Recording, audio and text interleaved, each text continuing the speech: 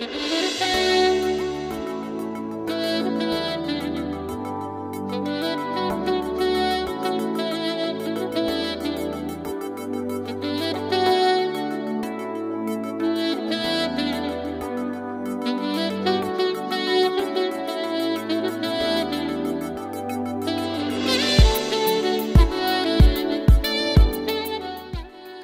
to Talking Points.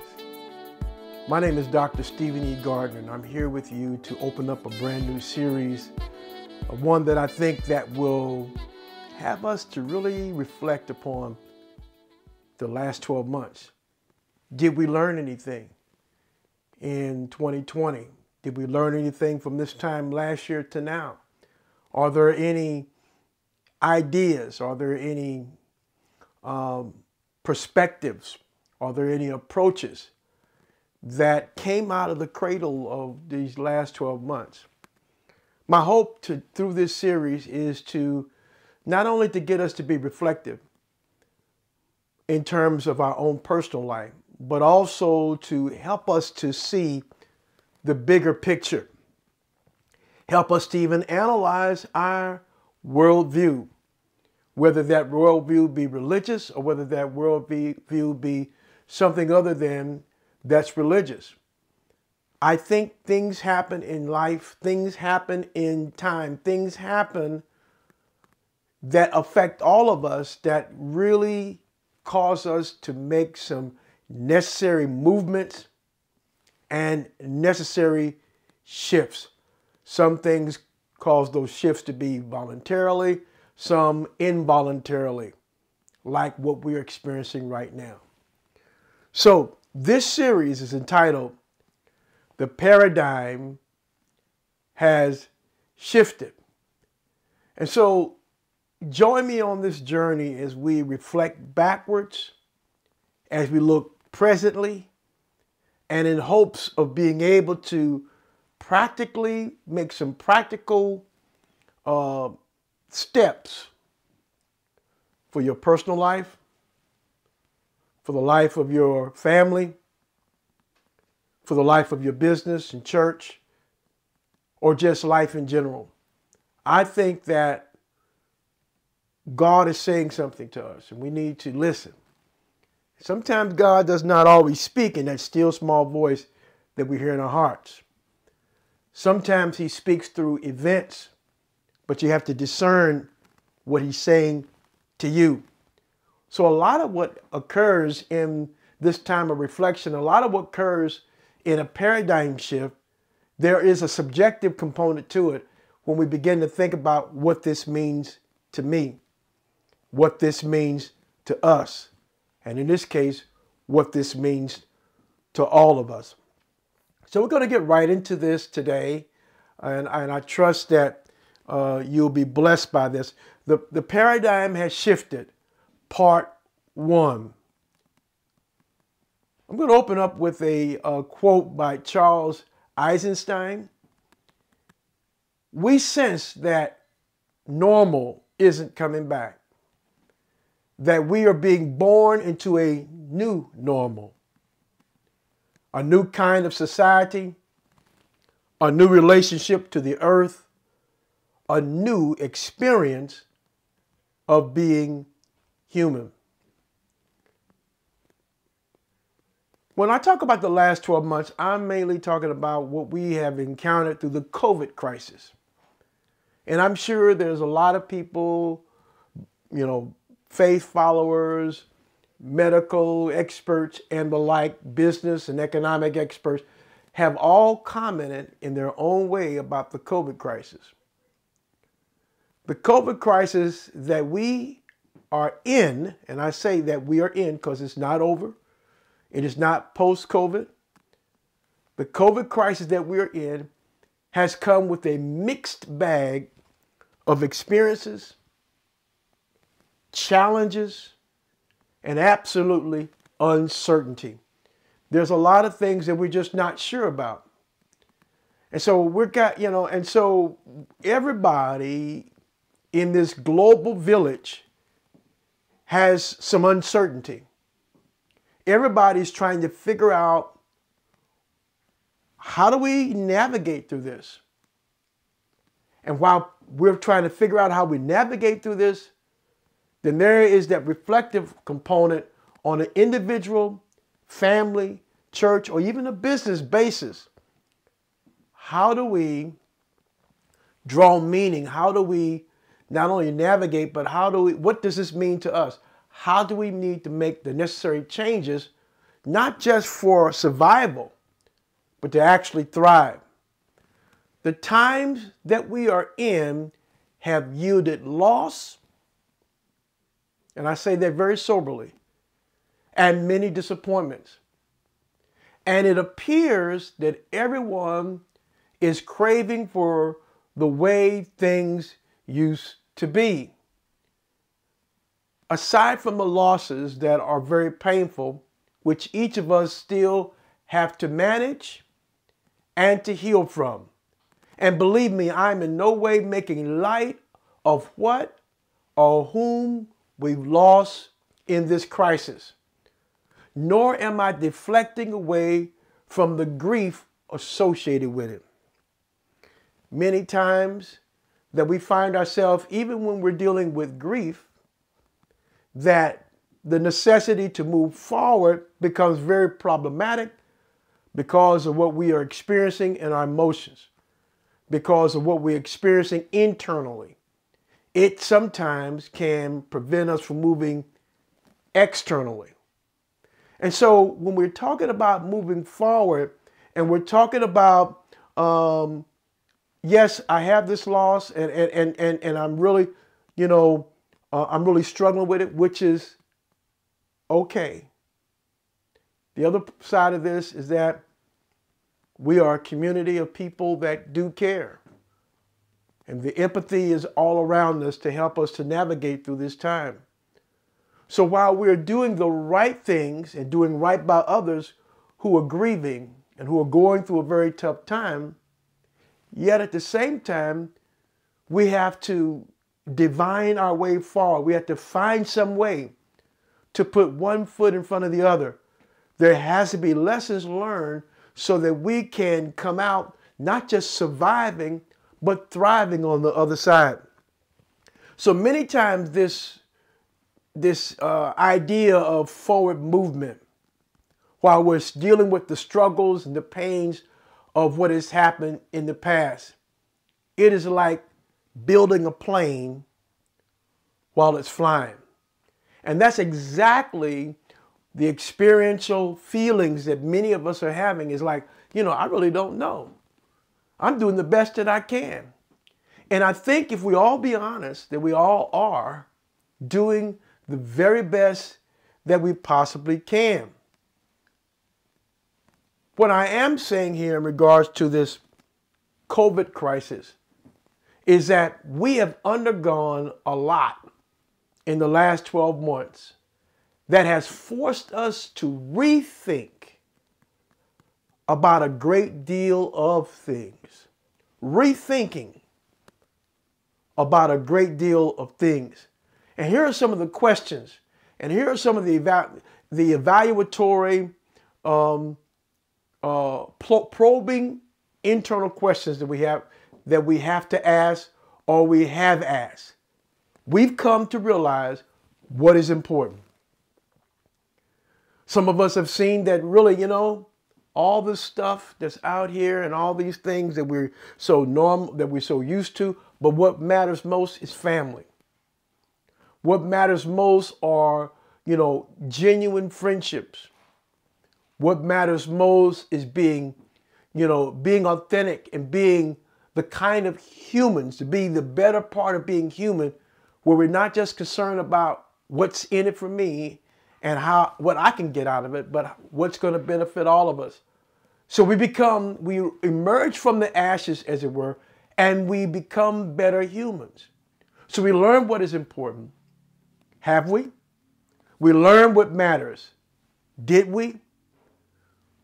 What do we sacrifice? And that, I think, that's a huge word right there, especially in light of this past Wednesday in 2021, February, I forgot the exact date, but it's launched the Lenten season.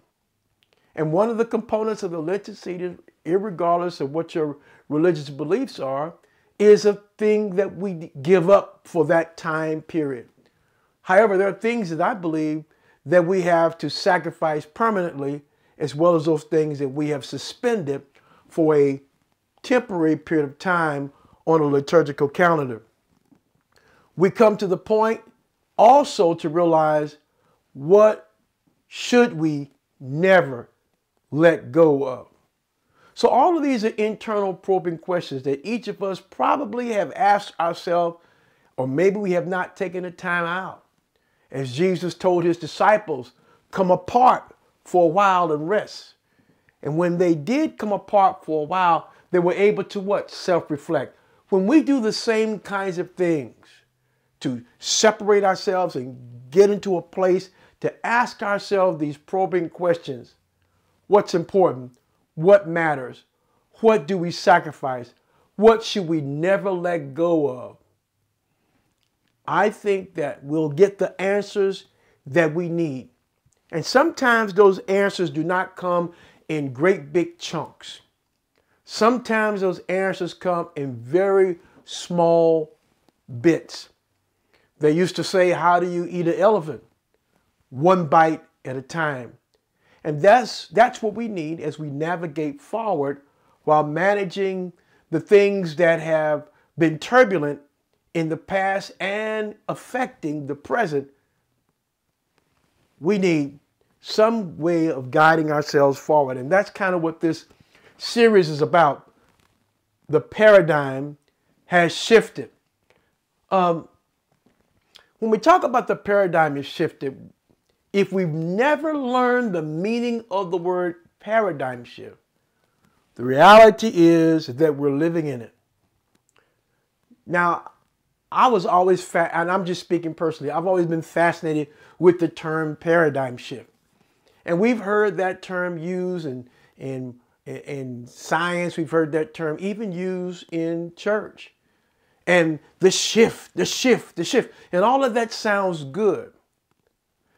But here is a shift that I think that we're undergoing that has a little pain associated with it.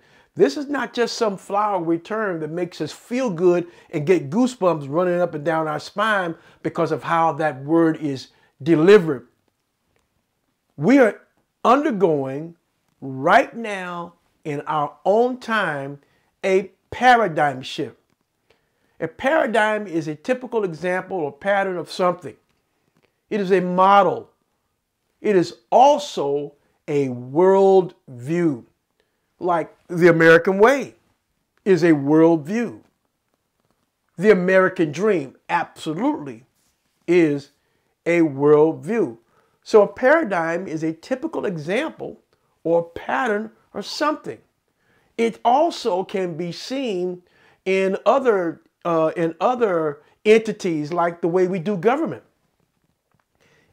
Democracy, monarchy, communism, and dictatorship are just a handful of governments that exist on this globe. And the theories and the philosophies and the praxis and the undergirding methods that are associated with each one of these governmental models is a paradigm. Democracy is a paradigm. The way we do government in a democratic society is a paradigm that looks different than the paradigm that exists in a monarchy or in a communistic society or in a dictatorship. All of these forms of government are a type of paradigm of how to lead countries, how to manage people, and also resources. We also see a paradigm that's associated even in medicine. You know, the two words that are most known is allopathic and naturopathic. Allopathic is the traditional type of medicine that you find practiced, that's FDA approved and the like, the kind of interventions that you see at the hospital or at the clinic.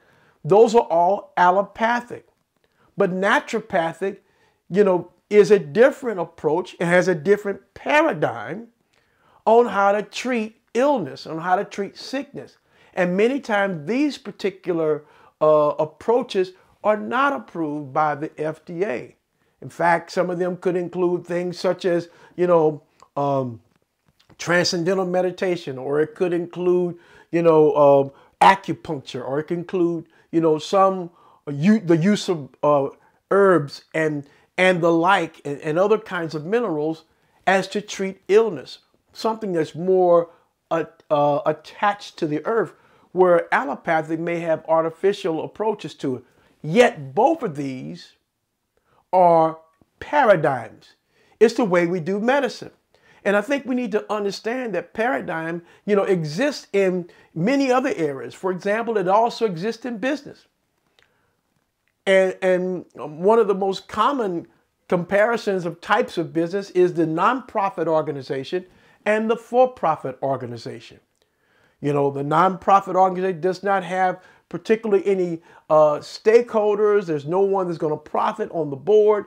Where in a for-profit business, then you're going to have, people that are looking to get a return on their investment. The nonprofit world does not operate that way, the way a for-profit world. Or you may have other types of business paradigms, such as the traditional business model, like in a small business, or even specialized approaches toward earning a living, like in the multi-level or MLM marketing model. But let's not forget, because it's been implied and it's been mentioned earlier, that even in a religious or church denomination, all operate from a paradigm governed by a particular polity that's ratified by some formal or informal ecclesiastical council. Even a small interdependent church operates from what? A paradigm. Even if it's just the beliefs of one pastor that church operates from, or the leaders of that particular governing body. So the word paradigm is the way we do things, the way we perceive things, that's not just relegated to just, science. It's also part and parcel of all the things that we've mentioned. Well, I want to invite your attention today to the book of James, chapter 1, verses 2 through 4. And I want to title this portion by saying this: the test preceded the shift. The test preceded the shift.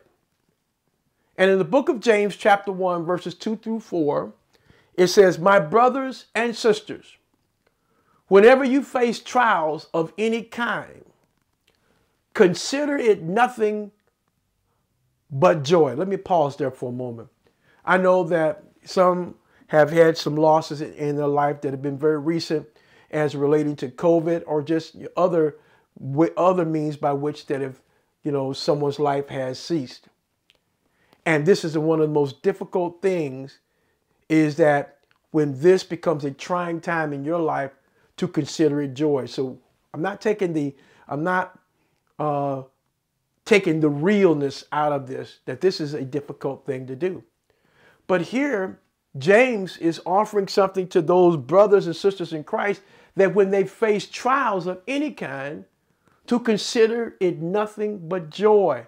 In other words, reshape how you see your experience. Now, that doesn't mean that that's going to make that experience go away, but it does put you in a position to where I can go through this trial, I can go through this test with the help of my faith and the help of my God, yet at the same time not deny the fact that I'm going through something. Some people like to confess things away, or they like to give mantras and say all these positive things to numb and dull out, their experience of reality. The truth is that we feel pain. I believe that God made the human body to feel pain. I believe the human heart is going to feel grief. and the like. Yet at the same time, while we're dealing with this, we need to understand that it's okay to go through stuff. It's okay to feel stuff and to be transparent about what you're feeling. Yet at the same time, God, I believe, helps us deal with the hurt, deal with the loss, but he doesn't necessarily take it away from us. One of the things we find here in verse 3, he says, why? Because. Why do you count it joy? Because. Why do you, whenever you face trials of any kind? Why? Because you know that the testing of your faith produces endurance. Oh, wait a minute. We live in a fast-paced society. You know, we live in a society that, hey, we don't want to wait for anything. If we have to wait in line too long, then we're going to get mad, or we're going to cut in front of somebody, and we're just living this rat race. So if we're doing it in the simple, practical things of everyday life, then maybe that's a sign that I'm lacking endurance in my spiritual life. And it says, let endurance, or I think the King James said, let patience have her perfect work. Here it says, let endurance have its full effect, so that you may be mature and complete, lacking nothing. I think the writer here, James, was saying, look, that trials, if we give them the proper place in our life, they will produce in us things that will result in maturity and result in the kind of complete development to where, in that sense, we don't lack anything. Well, again, the test preceded the shift. And when we're tested, there are several things that take place.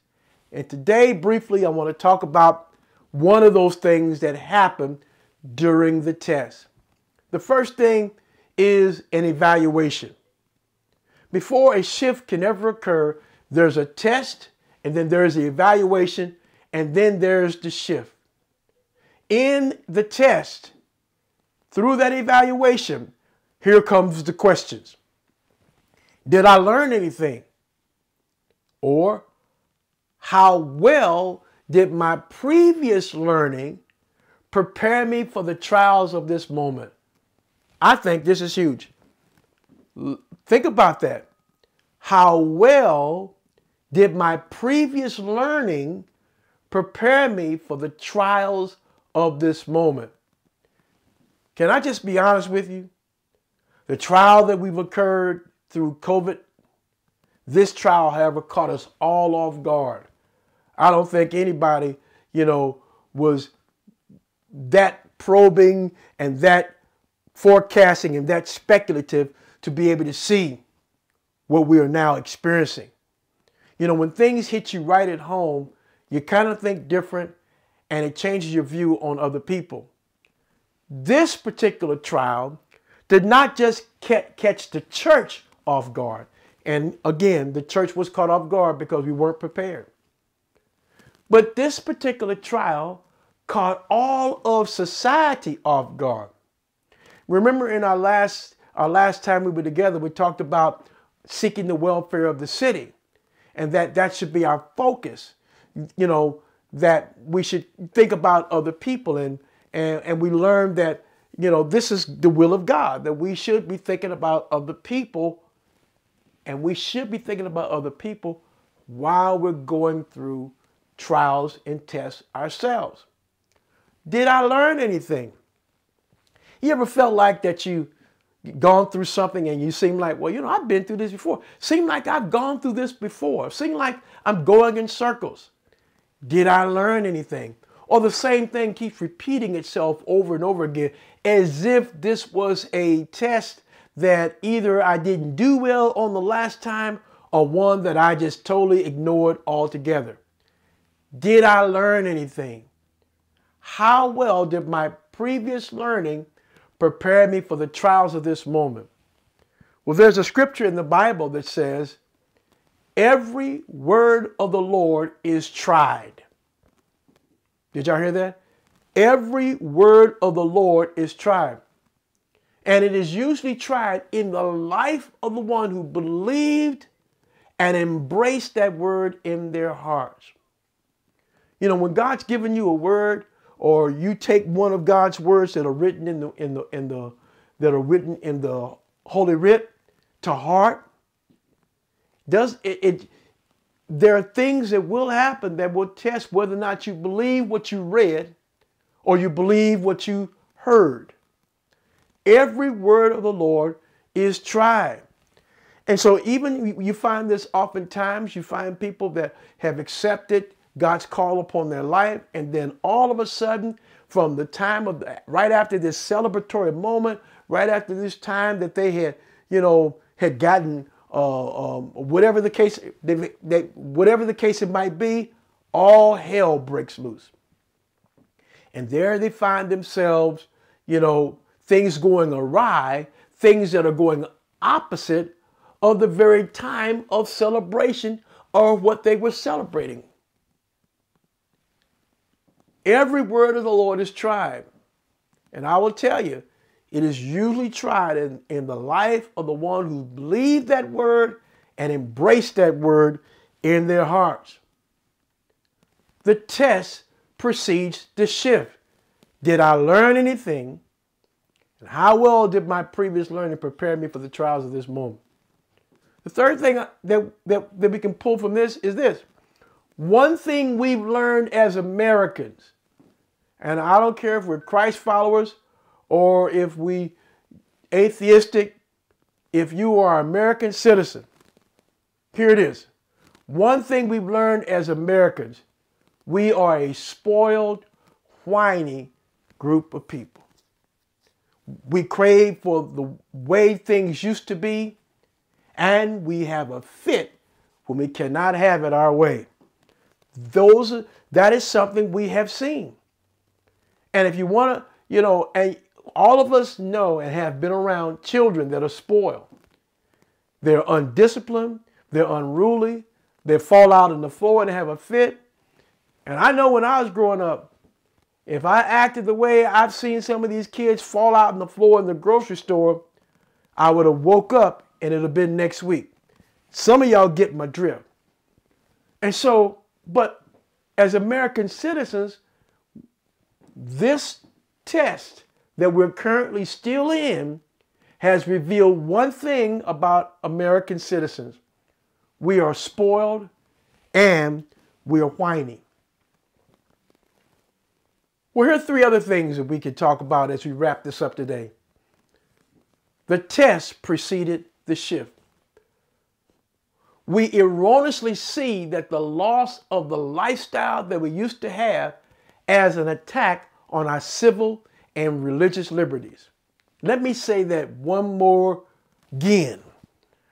A little bit ebonics there, but some of y'all get my drift. We erroneously see that the loss of the lifestyle that we used to have as an attack on what? Our civil and on our religious liberties.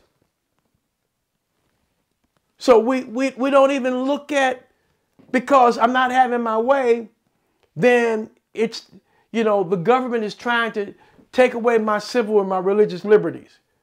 So I don't believe I should wear a mask, and I'm not going to force my church members to wear a mask or whatever the case it might be. Or we're just going to go maskless because that's an attack on our civil, or in some cases, on our religious liberties. So that's one of the things that happens when we don't get things our way. That's been one of the things that's bubbled up from our whininess and us being spoiled. The second thing that I've seen that has propped up is conspiracy theories run amok. When what? People lack sound discernment of what they do. They much rather blame somebody for the mess that we're in rather than try to look at it through a sober lens. I call it the Adam syndrome. And y'all know Adam, the Adam that's in the Bible. God gave him a wife, yet he also gave them a particular path that they were to follow and a set of protocols and principles that they were to abide by. Yet both of them were in the wrong.